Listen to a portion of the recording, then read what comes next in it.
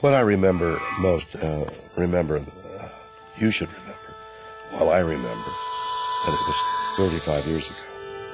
And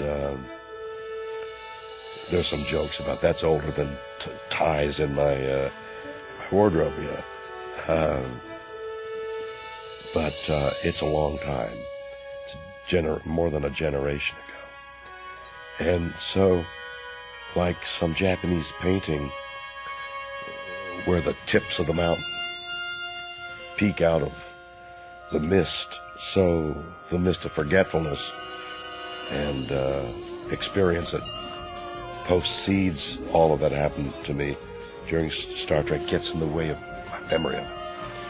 And so they're just highlights of memory that that come to me. So when you ask me, what is my impression of Star Trek now? The word you just used, the word I'd like to use, is exuberance. What are we running here? A cadet ship number 1? Are we ready or not? All decks are ready, sir. Engage. The first pilot was lavish and well-produced and well-directed. A very interesting idea, but couldn't be sold because it did not have a central dramatic line that you could follow easily where you knew who you were rooting for. It wasn't that kind of a story. It was a story that had to do with a guy who's taken away by these aliens in order to try to get him to procreate with this lady. And they're showing him all these different kinds of sexual fantasies to try to get him aroused, to try to turn him on. And it was a very interesting idea from a Freudian and Jungian point of view, but it was not typical television by any means. The network just didn't get it. And so it didn't work. But they decided to try again. You want some coffee, dear? Westerns were big, and I wanted to sell it, and I said, look, fellas, it's little more than a Western. We have spaceships instead of horses, zap guns instead of six-shooters, but it'll be familiar. And unfortunately, when they gave me the money and set of good actors and a director, I went ape. And they didn't get what they'd asked for, what they had agreed on, and they were naturally very upset. Frustrated into a need to display physical prowess, the creature will throw himself against the transparency. If you were in here, wouldn't you test the strength of these walls, too? There's a way out of any cage, and I'll find it. I met with Gene. I was somewhat fascinated by him because he was so likable and so much more interested, it seemed, in finding out what I wanted to do with my life rather than what he needed for his show. I got tapped to be the first assistant on the first pilot because of what certain people had heard, including Herb Solo, who was vice president in charge of development at Desilu. Spock here. Landing party, come in. There is no survivors encampment, number 1. This is all some sort of trap. We've lost the captain. Do you read? Leonard was already cast when I came on to the first pilot. Oddly, or not oddly, but tellingly, he was not number 1. Number 1 was done by Major Barrett. And I thought that was a real step forward in television history, to have a woman partially in command of a ship like this. I worked very, very hard on that first Star Trek pilot as the first assistant. The show went over schedule just as I had warned the people of Desilu that it would, no matter how much they cut the budget and the shooting schedule, we were still going to finish in the time it takes to shoot the show.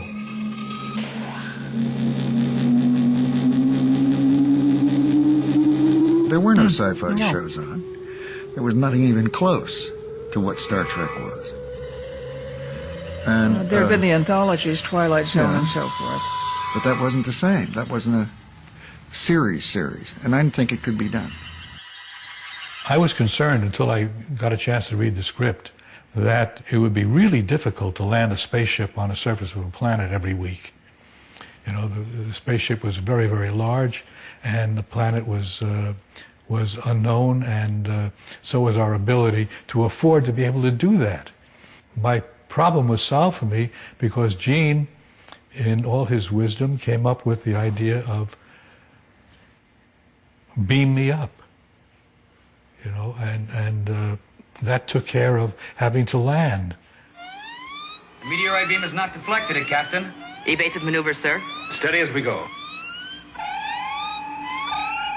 The other problem was I was concerned that we'd have to float the actors on wires throughout the whole season because there's weightlessness in space. And very fortunately for us, Gene Roddenberry came up with another concept, which was artificial gravity, which was the last thing to go when all else failed and life systems were breaking down on the ship, and they were being battered by untold number of enemies. No matter what happened, people were still upright and walking around. We did 2 pilots, and of course did a lot of thinking about it and drawing sketches just before then.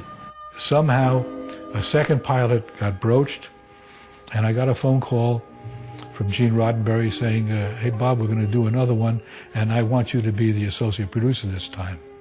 I'd never heard of that happening before. It was a great break. I don't know how much Alden Schwimmer, who was the agent from ICM, had to do with it. I don't know how much juice he had, how much power or pressure he put on. I don't know. I don't think it would have happened with Mission, which he put together just like he put Star Trek together with Paramount. I don't think that they would have gotten a second shot. But Star Trek did get a second shot. It was lucky. But Gene had a capacity for making things happen the way he wanted them to. When they decided to try again, everything was scaled back dramatically in terms of budgets, in terms of sets. Jeffrey Hunter couldn't be had. He was the captain, the original pilot, and he couldn't be had because they wanted him to. He wanted some movie commitments, which they couldn't offer him, so he bowed out. Bill Shatner came on. I heard from Gene that Bill Shatner had been hired to be our new captain. And I was thrilled because I had worked with Bill on The Outer Limits, and I found rapport with him. Gravitation on automatic. I was amazed with his energy and his endurance. He was something else. And I thought that he brings unique qualities to Star Trek that we haven't had before. Those were likability, energy, humanity, because he suffered for what he had to put his crew through, as any leader of men and women must do.